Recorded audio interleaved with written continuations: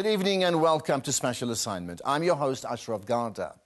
This week, South Africa celebrates Freedom Day, a day that is symbolic in righting the wrongs of the past.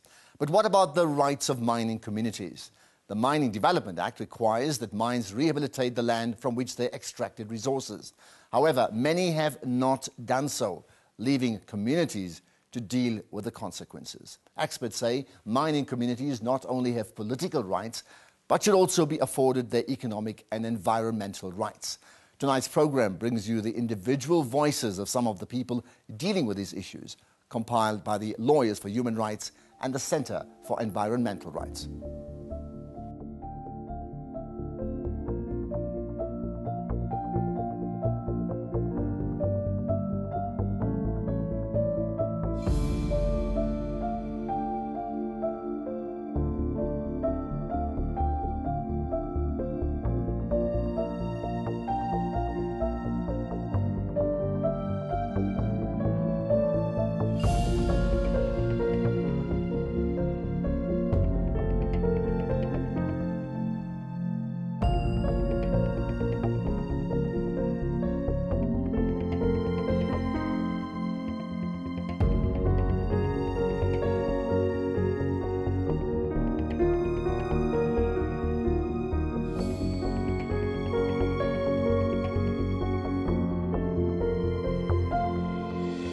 This is a mine that have caused those damages in those houses where we're coming from. You can even see how closer it is to this residential area.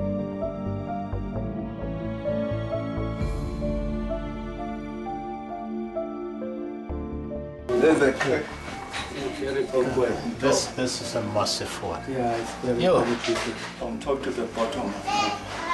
The time they are blasting it started to make this. Okay. As you can see now, the whole ceiling has gotten shifted because of this wall that is moving that edge.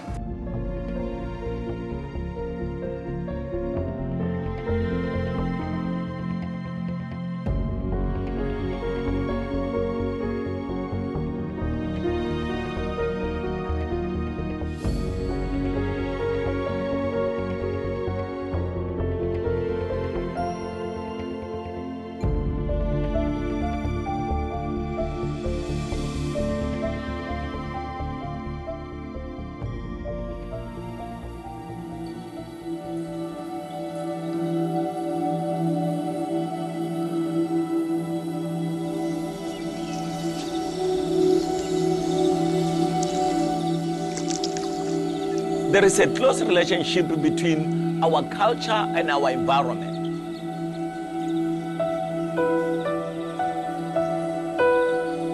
Our community here, they depend on environment to provide food, to provide shelter, to build houses. If the environment is disturbed, bad luck will come to us. We are responsible to protect the environment. This is called Tabayatsweta. It is our ancestral mountain. It's so beautiful.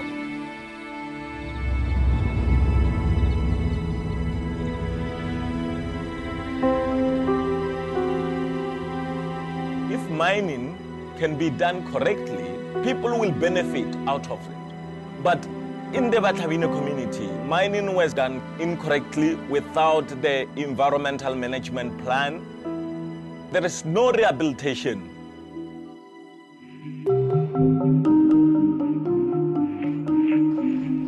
In 2005, the Blue Platinum applied to make the bricks. It went wrong from the beginning because the community were not consulted.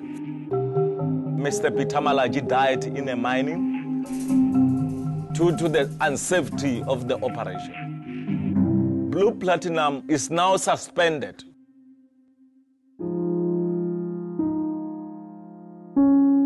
The Mining Development Act ensures that every mining have to return the land to the way it was before. But here in our land, it never done. Now this they're trying to rehabilitate When you look, it just, you can laugh. Once we lose the topsoil, you cannot recover it.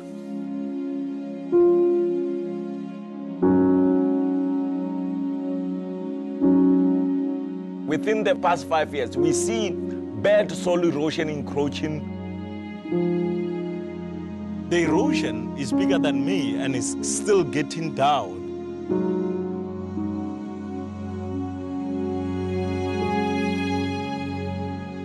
In one of the unrehabilitated pits, a child drowned in the water.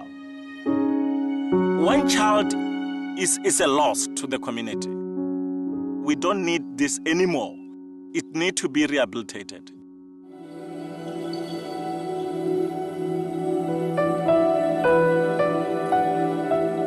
At this moment, there's no direct benefit from the company. It's outside people. They don't know about the value of this community. The mining operation there, they just insult our culture. They insult us at the community. They're greedy. They want to make money and run away without rehabilitation. That is what we see. With the result of destruction to the environment, the community have initiated the Batlhabine Foundation, which is a community-based organization to fight for environmental rights and also with the rural development in the area. My advice to other communities is to get a fully participation process on the environmental management plan.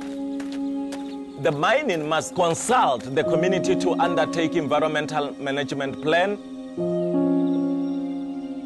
It must also economically benefit the local community. We need to see that environmental damage is minimized.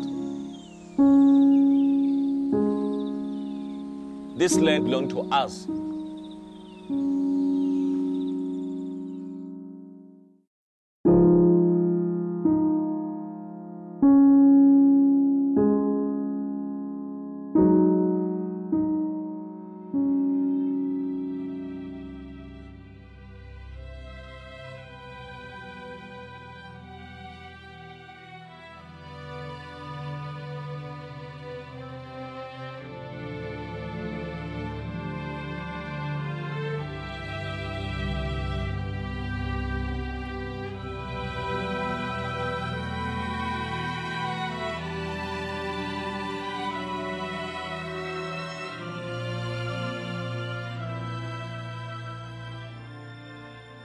Coming up next, more on the impact of coal mining on communities.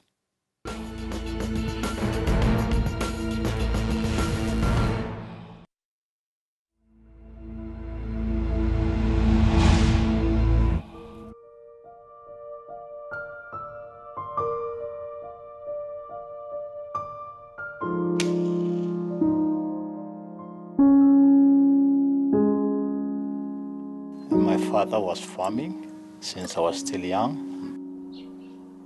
It was my dream to become a farmer.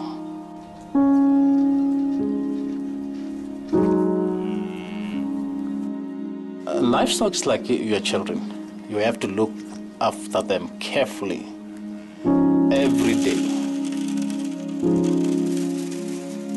When I bought the farm, I knew that there was a mine which was not in use.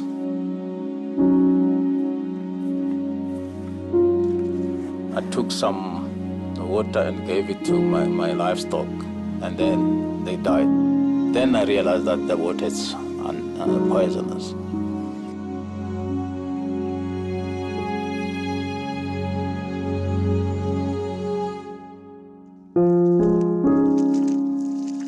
There is an open area where no grass, no trees, it's just pitch black. The mine which is not rehabilitated, it's very dangerous because there is always acid in the water. It is really disturbing because it's almost about 30 hectares which I can't utilize. You see, there's nothing that I can do. Yeah. A cousin Cole wants to come back and mine at this area, but I'm very worried. I don't trust those people.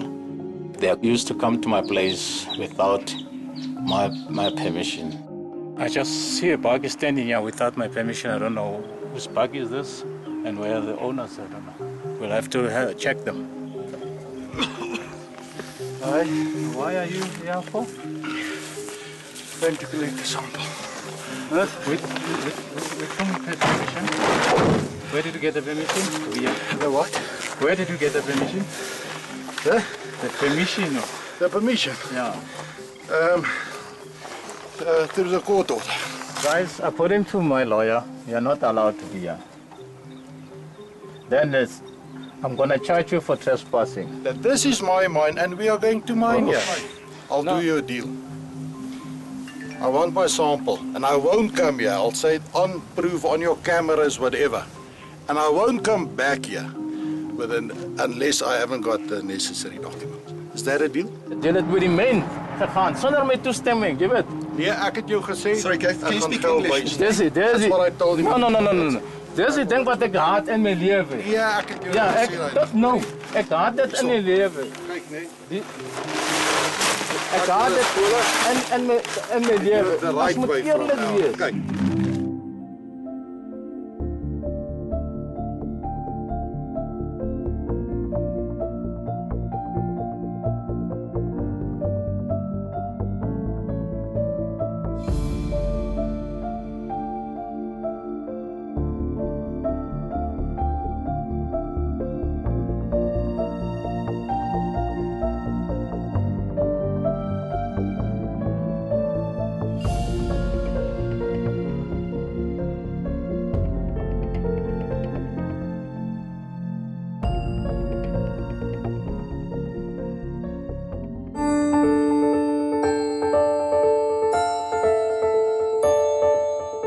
Our country needs coal. I'm not against the mining, but what is needed, the community must be involved, well informed, and all the procedures must be followed accordingly. Elias took me to the community's houses and showed me how the people were affected by the mining. Since 2006, when we started the crisis committee. Okay. Yeah, we started the crisis committee because of the mining that was doing these damages to our houses. This is a massive one. Yeah, it's very Yo. complicated. From top to the bottom. The time they are blasting it started to make this. Okay. As you can see now, the whole ceiling has got shifted because of this wall that is moving. That it is at some stages, it is a one kick which is so strong to an extent that even the shaking happens to us in the house here. Only one person, two people who came once here telling me that they are from Imbabala mine, and they also promised to come back after they've seen this, and they never came back. Before they started the mining, did they consult you, Never. people, and the They community? never consulted us. Okay. Nobody consulted us. This is a mine that have caused those damages in those houses where we're coming from. Okay. You can even see how closer it is to this residential area. And these houses were built before the mining started to mine.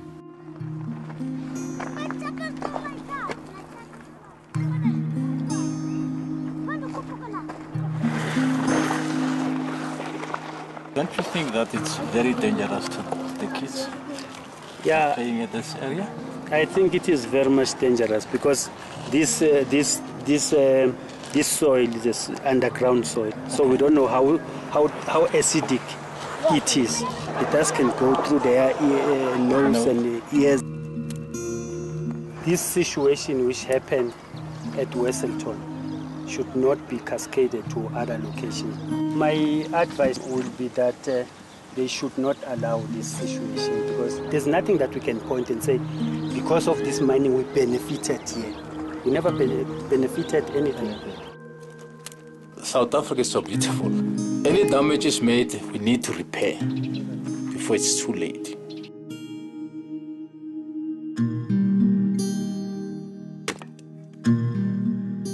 mining and farming can do better by working together with the community in this country.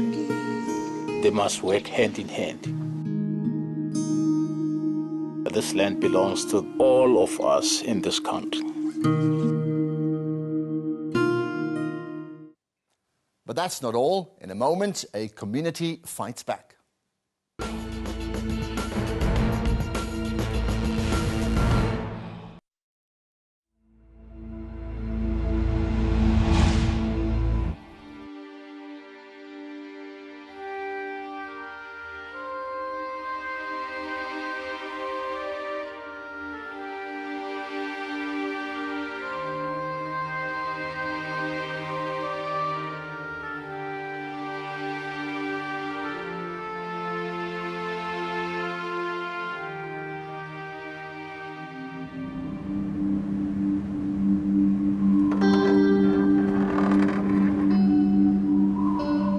Bay, it's the west coast of the Northern Cape in Namaqualand. We are a very small, marginalized community, and we are still living in dire poverty. The slogan of the Beers, "A diamond is forever." The reality here within our area is that suffering is forever.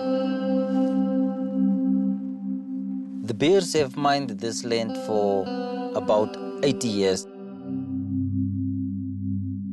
They've taken what they wanted, and they've destroyed our area. It is sad to see that the land is in such a poor and pathetic condition as it is now.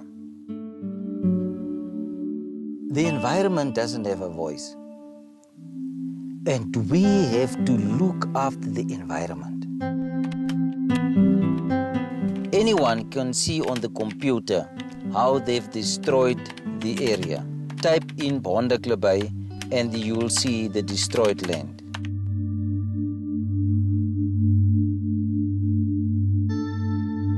The Beers want to sell to Transex, which is a much smaller company. Transex is a company who've already mined here, and we know their track record. They have done absolutely nothing to the benefit of the community. It is time that the Beers must live up to their promises. The community have lost total trust in the Beers and Transex because they don't practice what they preach. I owe it to my children, I owe it to my community that the Beers must be accountable for what they've done. Please help us to ensure that the Beers honor their promises.